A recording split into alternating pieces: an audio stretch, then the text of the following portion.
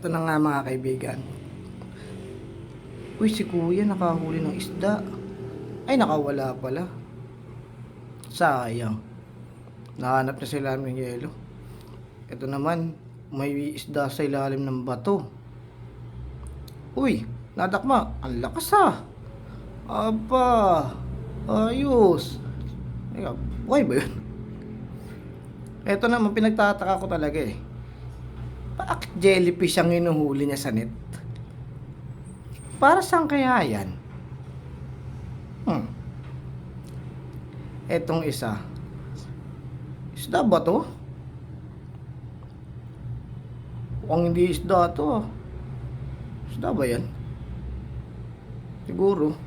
Baka. Laki oh. Eto maganda.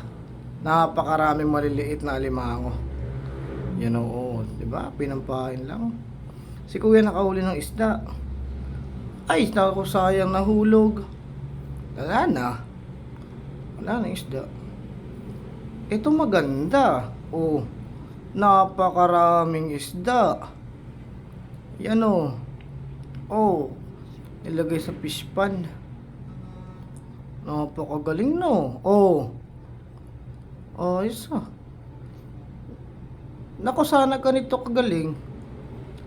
Sana ganito na lang kadali manghuli ng isda oh. Dinadakot lang ng lagayan niya. Oh. Oh, di ba? Pakadali.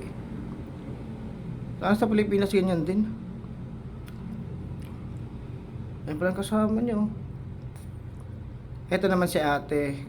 Magawa ng panghuli ng isda. Nilagyan ng pain. Tapos uy oh, nakahuli nga oh. Ang galing. Ito si kuya. Uy, naglalagay ng mga isda. Fish pond. Napakarami oh. Mahuhulog lang dahan-dahan eh. Ay, ang dami ah. Oh, ang dami eh. Puro isda yan. Ito si kuya nakahuli rin ng isda. Hindi niya makuha. Kaya, ay laki. Kaya pala eh. Ito, igat. Huli ka. Nahuli yung isda. Ito si kuya nagpapakain ng fish pan niya. Oh, dami isda oh. Puro atay yata ng manok yan. Dami oh. Oh. Napakarami isda no. Siguro mura lang kilo dyan sa kanila. Ang dami oh. Oh. Pinapakain niya ng marami.